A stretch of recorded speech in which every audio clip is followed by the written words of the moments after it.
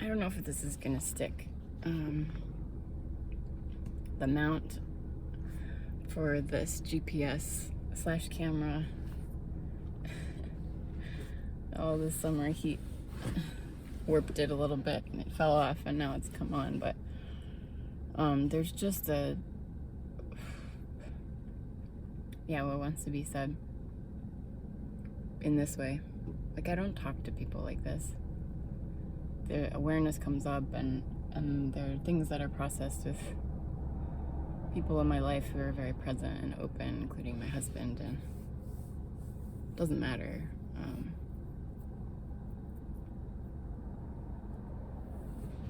But it wants to be spoken in this way right now because there's this just like driving and feeling free.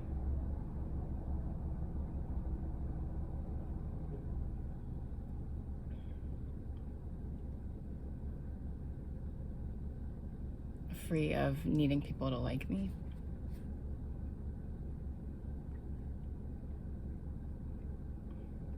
And that's not new.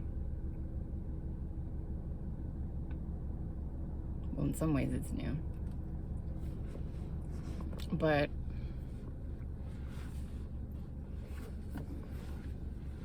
there's been an adjustment to being kind of public in a certain way and putting videos up that, like, I didn't will this to happen. Like, the normal conditioned Chelsea, like, would never want to take up space, never put herself up for criticism or commentary, and want to be people pleasing, want to be humble, like all these beliefs and distortions, really mostly to just not take up space. And so that falling away allowed this to happen, kind of. I don't know how to describe it. It's not a linear path it can be described, but it's happening.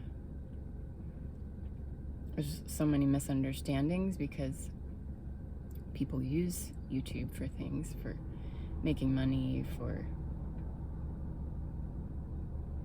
getting attention, for running a business, for blah, blah, blah, blah, whatever.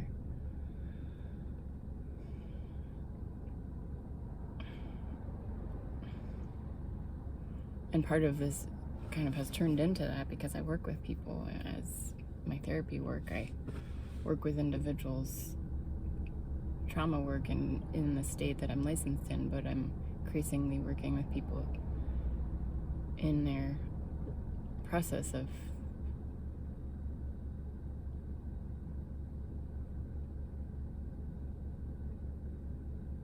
whatever you want to call this. If you found me, you have probably a sense. And I love that work, and it's work, and I, like anyone else in the world, have to pay bills and feed my child, and I feel a sense of value of the work that I'm offering. And so, yeah, part of it, I guess, is the business. Part of it is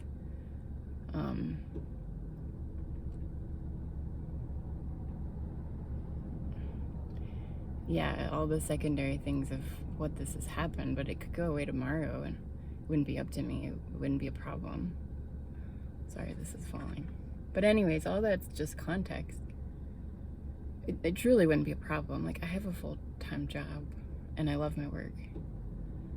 And the love of this life is like just continuing to pour into the directions that it feels enlivened by, and then it gets bigger. That's the way love works, and it's beautiful to see it happening vocationally. And I'm really good at working with people who are going through identity shifts and awakening, and whether they realize it or not. And I know there's value there because it's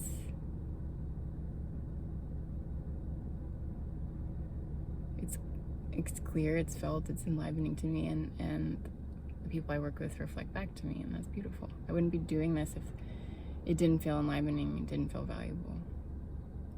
And I will never not get criticism. Even before this kind of progressed when I was a yoga teacher like a decade ago, maybe. I remember a senior teacher when I was in a new city telling me, like, what did he say? He said, there are people doing what you do. He was this very, like, high reputation, esteemed practitioner in the city, and I had been looking forward to connecting and collaborating.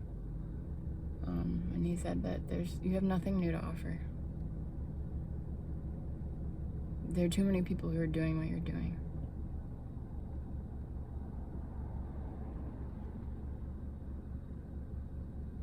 And I felt a lot of shame around that.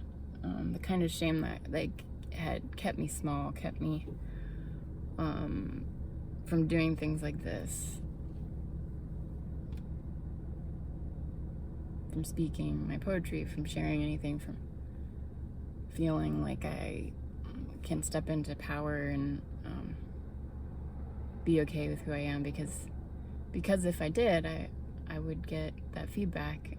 Some people wouldn't like me. Some people would criticize me. Some people would think what I'm doing is stupid or not original. And here I am, here life is expressing and doing, and that criticism is still there, and the shame doesn't control it. Doesn't control this. Sure, there's still the shadows of that hurts, and that's uncomfortable and not preferable, and I'm not gonna really consume commentary, even like any kind of commentary. Like, I don't need it. Sometimes I'm interested in feedback, and the relational piece is part of the work too, and I get a lot of that one-on-one with people or in groups with people. But sometimes there's just an interest, and increasingly there's just like, I feel so free of not needing those comments to go away. Or free of people will misunderstand me. People will dislike me. And like, there are a lot of people making videos about a lot of things. I work with a guy who runs a pen company and has like 1 billion YouTube followers that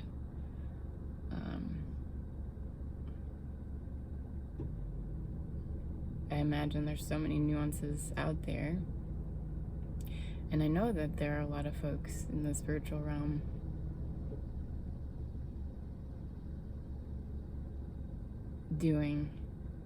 speaking. I don't know what they're saying. I'm not listening. I'm not really listening to anything. Consuming less and less is possible.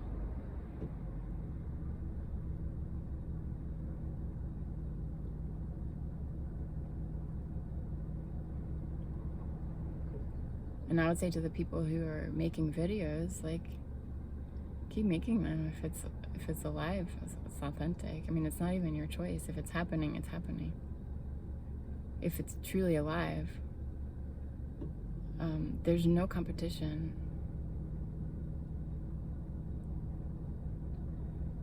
And if someone is seeing and feeling that things are saturated and there's too much, like, listen to that. Don't listen to me. Don't click on this video. But it will, and that compulsive consumption is kind of a momentum that kind of has to play itself out before our tolerance and our needs are met, if that's possible of being seen. But if people are speaking their truth and alive, we need more of that. I'm not saying that everyone's videos are authentic and true. I would imagine they're not. because that's really actually rare to come across in life, in humans. But there probably are a good amount of them, and if someone's resonating with this, if someone's alive and by what's being spoken here, like, yes to that. Let it enliven what's alive for you so that the life serves life, loves to be vibrant and alive and more and more and more and expansive. And it's very different than listening to a talk and feeling depleted or defeated, or a sense of competition, or a sense of not enoughness, or a sense of, oh, that person made me feel what I felt in that. Because I wouldn't say that person could make you feel something, but what is responded to, you know, there's kind of a collapse or a less than or lack. Like, it probably has nothing to do with that person. It's probably to do with what's needed here. But there's like a should mechanism playing itself out of, like, I should, who knows, I should get answers from somebody else. I should criticize someone. I should kind of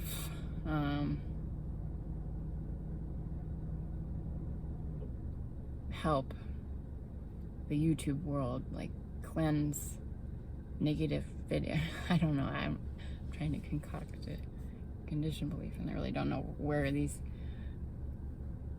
perspectives are coming from. They show up a lot in my feed, and I'm sure there's truth to it, and I'm sure that they're not resonating with what I'm saying. And if they're not, then yeah, I would not want them to waste their time. That what's being spoken here is not for everybody.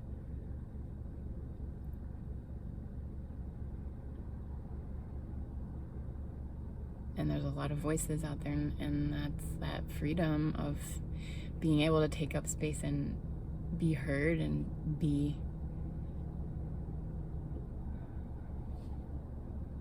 seen is so incredible.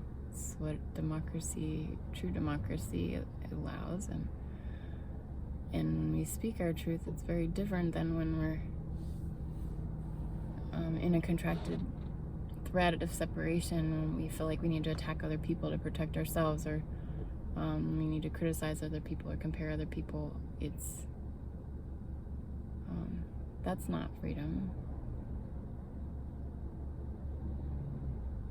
That's democracy in a certain way, but I guess what I'm also pointing to is a deeper kind of freedom. And it feels really good right now to be criticized and disliked, and to not need that to go away. And if those criticisms, like, are seen by other people and it pushes them out from watching me, then probably what I was saying wasn't resonating with them to begin with, and that's fine. There's no competition. How freeing is that?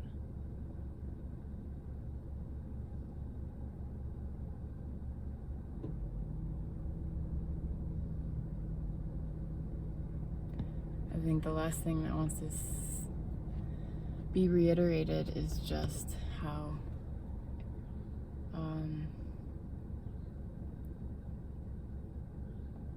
much power our society gives shame.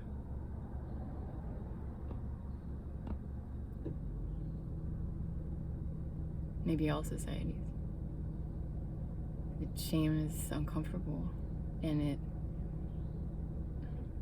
is yielded as a weapon unconsciously, but it is very effective at controlling people who, even in a subtle way, want to be cool, want to appear attractive, don't want to feel disabled, God forbid. I don't want to feel like, oh, I shouldn't talk about this aspect of my truth or that aspect of my truth.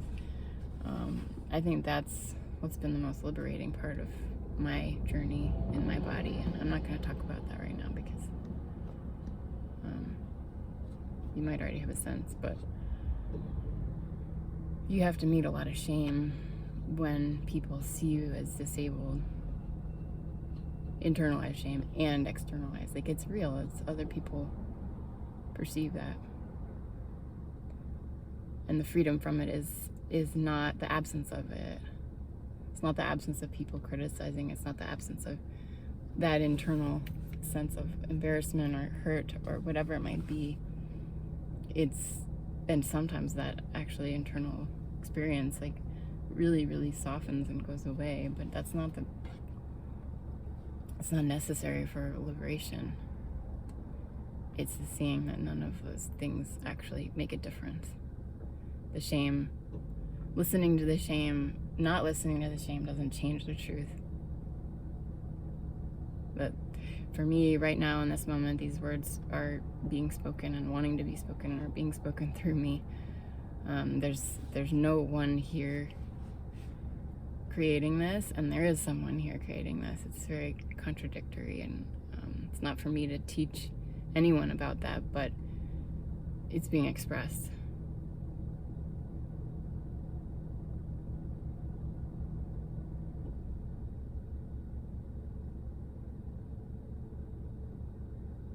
Yeah, how nice does that feel?